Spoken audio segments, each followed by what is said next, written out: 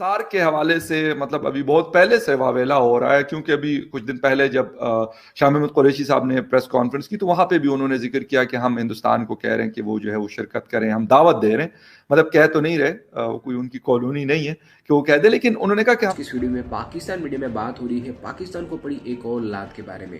दोस्तों, आने वाले कुछ समय में सार्क संगठन की एक बैठक होने वाली है जिसको पाकिस्तान इस बार होस्ट करने वाला है, और इसीलिए पाकिस्तान चाहता है कि भारत जैसा ताकतवर देश वहां पर आए, पर ऐसा होता दिख नहीं रहा।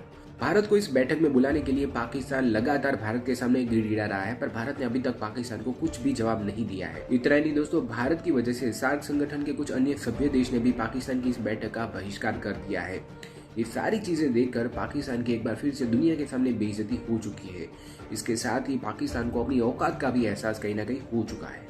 भारत की डिप्लोमेटिक पावर के बारे में पाकिस्तान मीडिया में क्या चर्चा हो रही है, वो देखने के लिए शुरू करते हैं इस वीडियो का अगला भाग। सार्क तो डिफंक्ट ही है, जो जिसका 6 साल से कोई समिट नहीं हुई, वो डिफंक्ट ही होता है उसका। और फिर अच्छा क्या हम उम्मीद करें। अच्छा रोहित, एक चीज और है कि हम बाकी जो इस तरह के ग्रुप्स है दुनिया के, वो ईयू का ग्रुप हो, वो आईसी का हो, या G7 G8 का हो, G20 का हो, वो लोग बैठते हैं आपस में। बेशक उनके आपस में चाइना अमेरिका के मसाइल हैं, किसी से ढकी छुपी बात नहीं है, रशिया यूएस के हैं, लेकिन वो बैठते हैं।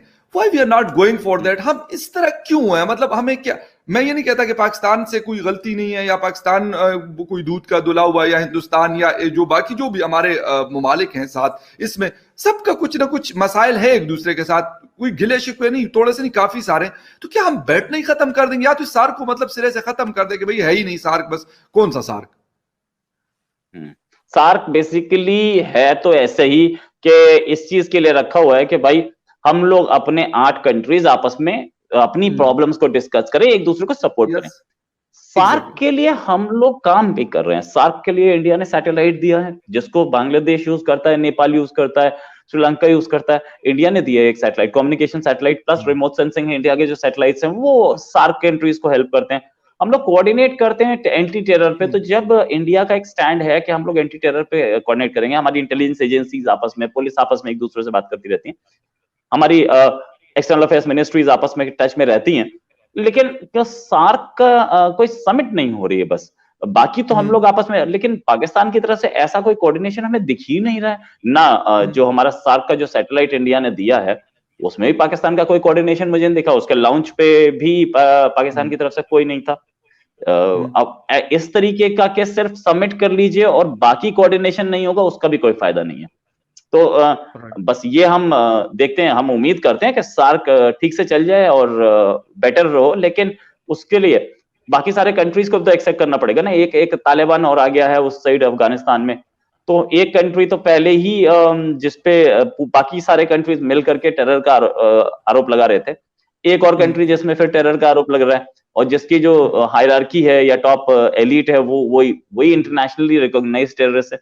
तो उसमें मुझे तो चांस कम लग रहे हैं कि ये सार्क बहुत अच्छा बन पाएगा अभी बहरहाल।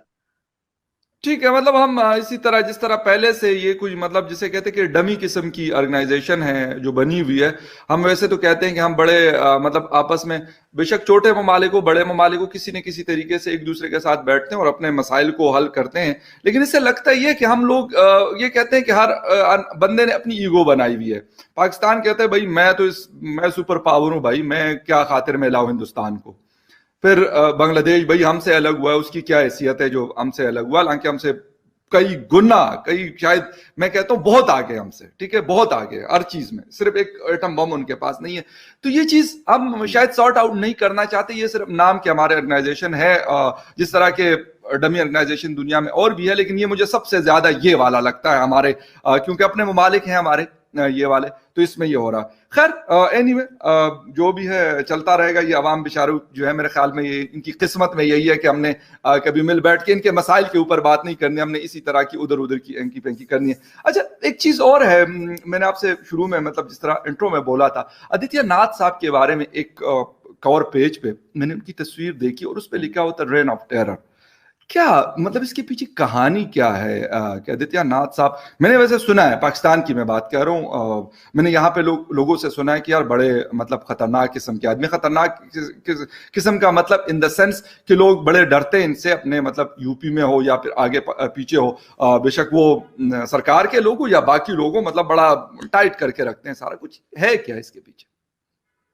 देखिए, योगी जी यूपी के चीफ मिनिस्टर हैं, और ये जो फोटो छपी है रीन ऑफ टेरर के साथ, मैं कहता हूँ ये बड़ा अच्छा हुआ, ऐसे छपनी चाहिए, क्योंकि पाकिस्तान के लोग पहले देखें ऐसी फोटोज हमारे यहाँ छपती हैं, और योगी आदित्यनाथ और प्राइम मिनिस्टर मोदी को भी लोग कंडेम करते हैं। जो बोला जाता है ना कि इंडियन मीडिया बिका हुआ है, गोदी मीडिया है, ये फोटोग्राफ्स क्यों नहीं देखते पाकिस्तानी मीडिया को, या पाकिस्तानी आईएसआई को, या डीजी आईएसपीआर को, या प्राइम मिनिस्टर को? सबके सब तो यही बोलते हैं कि मीडिया तो मोदी की तारीफ करता रहता है। अरे भाई, ये मीडिया भी है, ये जो दिख रहा है, जो फोटो छपी है, दुनिया को दिखनी चाहिए। अच्छा, इस पर स्टेटमेंट दे देगा पाकिस्तान, स्टेटमेंट देगा, पाकिस्तानी जर्नलिस्ट इसे कोट करेंगे कि आपके यहाँ तो मीडिया नहीं बोला, लेकिन उसके ही 3 घंटे बाद फिर बोल रहे होंगे कि मोदी गोदी मीडिया बिका हुआ है। तो ये है। अब जहां तक बात है कि chief minister Yogi Adityanath, law and order की सिचुएशन बेटर हुई है, और हमने देखा है एनकाउंटर्स बढ़े हैं, वो भी क्रिमिनल एलिमेंट के साथ। क्राइम रेट घटा है जब से वो आए हैं। दूसरी चीज, जो दंगा करते थे, जो वायलेंस करते थे, जो के रॉयट्स करते थे, उसमें हमने पहले देखा था कि पहले रॉयट्स ज्यादा होते थे। अब जो सिचुएशन है, अब ये हमने देखा है कि नई चीज आई है। जो भी रॉयट्स करता हुआ आदमी मिले, वो सीसीटीवी से निकालते हैं, और वीडियो, और जो प्रेस फोटोग्राफर्स है उनके उससे निकालते हैं फोटो, और उसी जितना नुकसान हुआ है उसी आदमी से और या उस ग्रुप ऑफ लोगों से रिकवर किया जाता है। तो हमने उसके बाद से ये रॉयट्स कम देखे हैं, रॉयट्स कम हुए हैं। पावरफुल लीडर हैं योगी, और स्ट्रॉन्ग डिसीजंस लेते हैं, इसमें कोई शक नहीं।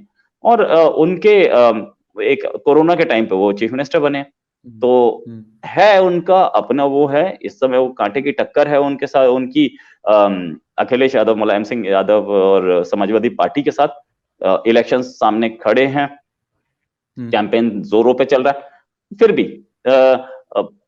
एक फायर ब्रांड लीडर तो है ही, इसमें कोई शक नहीं। राम जन्मभूमि हो या दूसरे इश्यूज हो जिस पर इन्होंने बहुत स्ट्रांगली अपने बात को रखा, और साथ में वो उसके मूवमेंट के साथ जुड़े रहे। गोरखनाथ जो मठ है गोरखपुर में, गोरखपुर पूरा शहर ही उस मठ के नाम पे है, और ये इस मठ की फॉलोइंग बहुत स्ट्रॉन्ग है अक्रॉस द कंट्री, और he is the chief of that मठ। महंत, एक्चुअली उनका असली नाम है महंत आदित्यनाथ, नॉट योगी आदित्यनाथ। योगी आदित्यनाथ इसलिए बोला जाता है क्योंकि पिछले जो महंत थे, महंत अवैधनाथ, तो महंत एक ही हो सकता है, महंत चीफ होता है मठ का। तो उनके महंत अवैधनाथ की डेथ के बाद ये महंत बन गए, तब तक इनका नाम योगी आदित्यनाथ था, अब नहीं है। अब इन्होंने नाम चेंज अपना, क्योंकि ये योगी आदित्यनाथ के नाम से ही फेमस हो चुके हैं, तो इन्होंने अपना नाम ही महंत योगी आदित्यनाथ कर लिया है। ये महंत है। अच्छा, आखिर में बस एक छोटा सा, जी आप बात करें। हाँ, तो ये मैसिव फैन फॉलोइंग रखते हैं, और इनकी जो फॉलोइंग है, या इनकी जो वो जैसे बोलते हैं कि पब्लिक में सपोर्ट है, वो वोट्स के तौर पे दिखती है, बहुत क्लियर दिखती है। राइट। अच्छा, एक लास्ट कमेंट आपसे चाहूंगा। कुछ लोग नहीं बल्कि बहुत सारे लोग कह रहे हैं कि अभी मोदी जी के बाद जब नेक्स्ट प्राइम मिनिस्टर आएगा तो वो आदित्यनाथ यानी योगी जो नाथ साहब हैं ये बनेंगे। तो समझते हैं आप कि सीएम से पीएम का सफर जो है, क्योंकि इससे पहले गालिबन मोदी जी भी सीएम रहे थे गालिबन गुजरात के, और वहां से मतलब डायरेक्ट दिल्ली में उन्होंने किया, तो इज इट पॉसिबल? और दूसरी चीज मुझे थोड़ी सी आप बता दें, क्योंकि मुझे नहीं पता कि 2 टाइम के बाद 3rd टाइम कोई बंदा प्राइम मिनिस्टर बन सकता है according to the Indian constitution के नहीं?